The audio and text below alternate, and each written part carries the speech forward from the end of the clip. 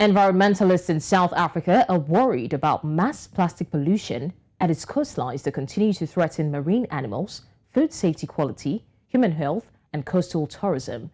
The health of estuaries is set to be worsening owing to high pollution pressures from plastics, agricultural, industrial rainfall, and wastewater discharges.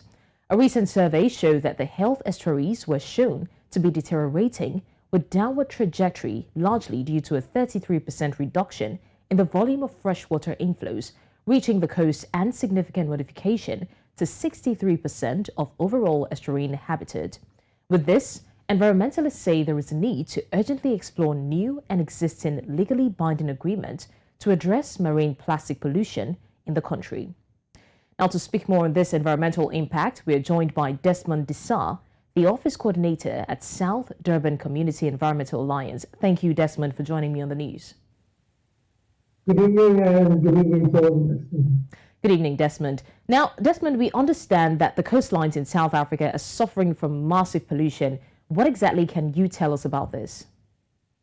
So, look, the East Coast is the home of tourism. We've got beautiful beaches, warm, good weather, and people come here from all over the world, all over the continent, all over the country. The tourism industry, this year in 2022, there were very few people that came down to the coast to enjoy our beautiful beaches because most of the beaches were closed because of high levels of E. coli. That means that the sewage and sanitation infrastructure had collapsed.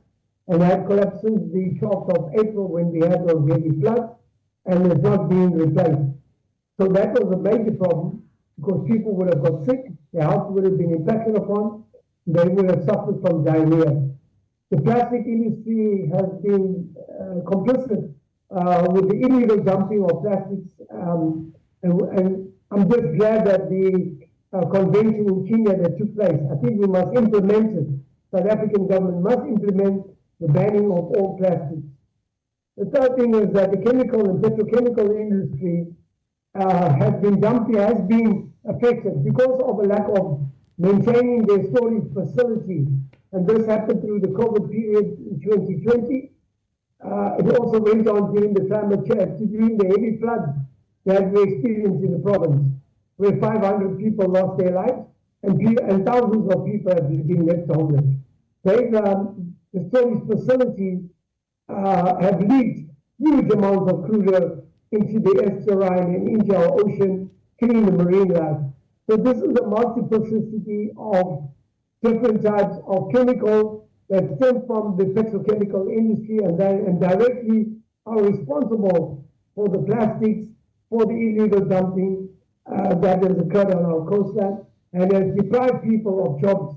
Tourism provides millions of jobs on our coastline, but a lot of people had to go home because the beaches were closed. Right. So Desmond, we understand that the environment and marine lives are both at stake here. I would just like to really ask you, what interventions are in place to help raise awareness and to ease the pollution pressure to preserve both lives? Well, these incidents have occurred regularly. We brought it to the citizens' attention. We brought it to all government departments, from the national government to the provincial and local government. We were promised that these issues would be addressed. We were promised at the local level where our mayor and our city officials said that they are addressing it and even took a swim into the ocean. But that didn't happen. And then a day later they shut the beaches again because they realized that they themselves will be impacted upon and they will be affected.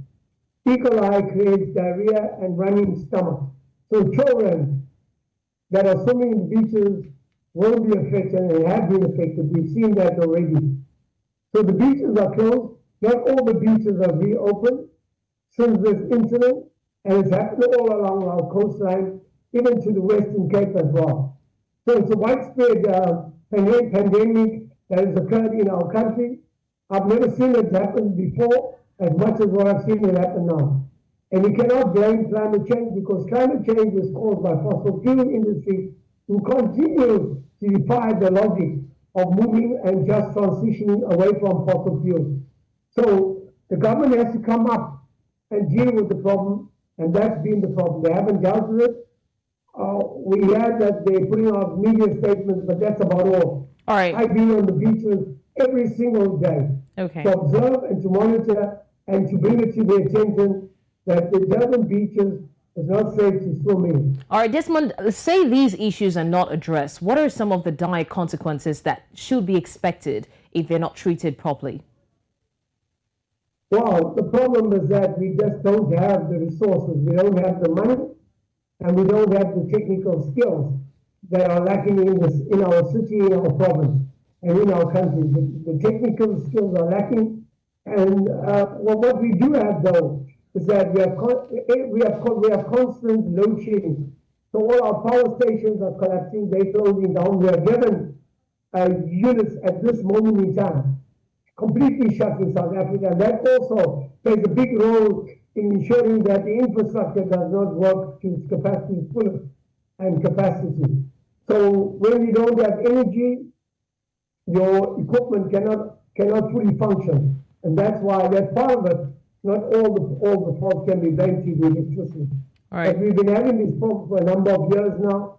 Electricity is a huge problem. The coal-fired power stations are collapsing, and our government is stubborn. They should start putting in place a move away to a just transition, move away from coal, so that we can move to lovely sunshine that we have here, that we can have solar power, wind energy, and we can fire up all these power stations without coal energy.